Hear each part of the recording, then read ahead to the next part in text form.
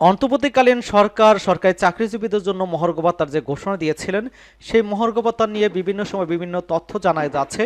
এক এক সময় এক এক ধরনের সিদ্ধান্ত। সেক্ষেত্রে নতুন যে তথ্য আমাদের কাছে এসে পৌঁছেছে, জনপ্রশাসন মন্ত্রণালয়ের সিনিয়র সচিব মোখলেসুর রহমান যে তথ্য দিয়েছেন সে সম্পর্কে আজকের ভিডিওতে থাকবে। এবং এই মহার্ঘ ভাতা যদি বাতিলই করা হয় সেক্ষেত্রে কিন্তু কঠোর কর্মসূচির ঘোষণা দিয়েছেন সরকারি চাকরিজীবী ফোরাম। এবং তারা কি ধরনের কঠোর কর্মসূচি দিয়েছেন সে সম্পর্কে আজকে ভিডিওতে থাকবে।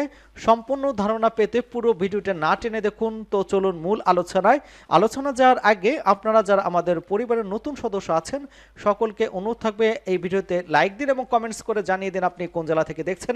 আপনারা এখানে দেখতে পাচ্ছেন যে সরকারি কর্মকর্তা কর্মচারীদের মহার্ঘ ভাতা নিয়ে ভিন্ন ভিন্ন তথ্য উঠে এসেছে।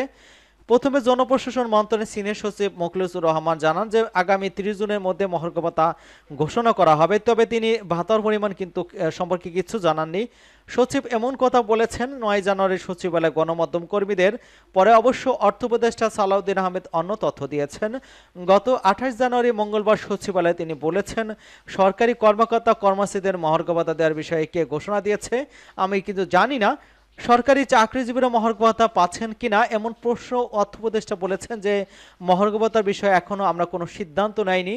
এবার সেই মহার্ঘ ভাতা নিয়ে কিছু নতুন তথ্য দিলেন জনপ্রশাসনের সিনিয়র সচিব মোখলেসুর রহমান। তিনি বলেছেন যে মহার্ঘ ভাতা দেওয়া হবে কি হবে না সে সিদ্ধান্ত অর্থ মন্ত্রণালয়ের, এটা জনপ্রশাসন মন্ত্রণালয়ের সিদ্ধান্ত নয়।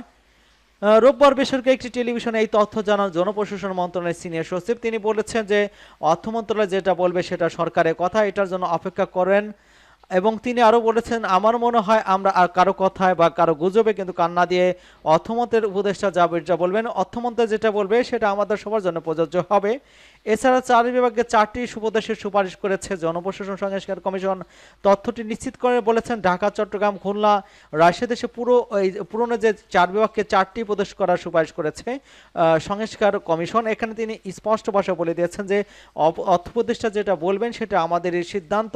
এবং ইতিমধ্যে কিন্তু এই সিদ্ধান্তর যে সম্পর্কে এখানে কর্মচারীদের প্রতিবাদ জানানো হয়েছে যে মহার্ঘ ভাতা বাতিলের সিদ্ধান্তর প্রতিবাদ জানিয়েছেন 11 থেকে 20তম গ্রেডের সরকারি চাকরিজীবীরা।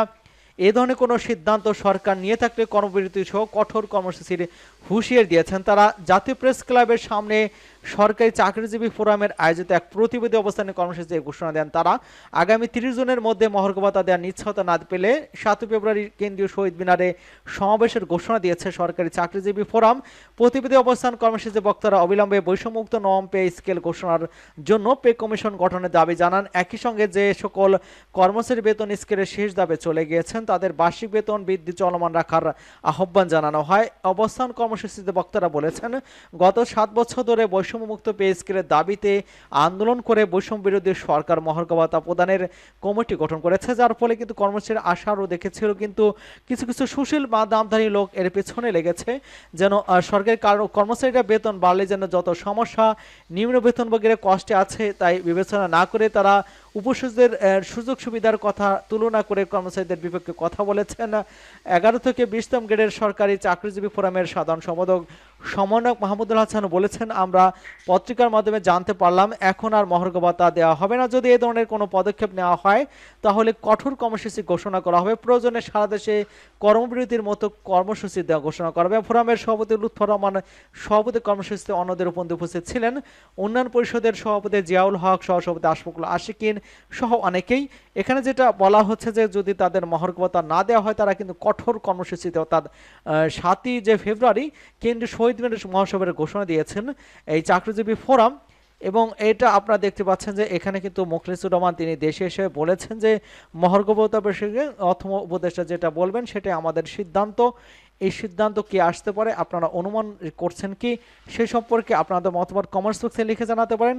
আশা করি পুরো বিষয়টি বুঝতে পেরেছেন। সকলকে ধন্যবাদ জানাচ্ছি এবং আমাদের চ্যানেলকে যারা এখনও সাবস্ক্রাইব করেনি চ্যানেলটি সাবস্ক্রাইব করে আমাদের সাথেই থাকুন।